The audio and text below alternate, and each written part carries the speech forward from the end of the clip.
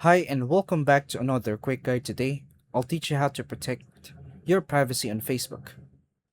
Protecting your privacy on Facebook helps keep your personal information secure and under your control.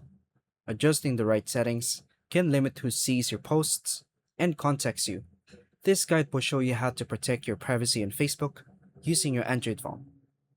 To begin, unlock your phone and open the Facebook app. Tap the menu icon or three lines. Scroll down and tap Settings and Privacy. Tap Settings. Then go to Privacy Checkup. Review who can see what you share. Then tap Continue. Limit who can look you up by email and phone number. Then tap Next. Set your future posts and stories to friends or only me. Then tap Next.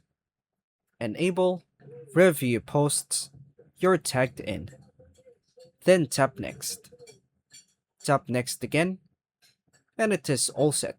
Exit settings and regularly review your privacy options. Tip: avoid sharing sensitive information publicly to maintain better privacy online. And that's all for now, folks. Thank you for watching.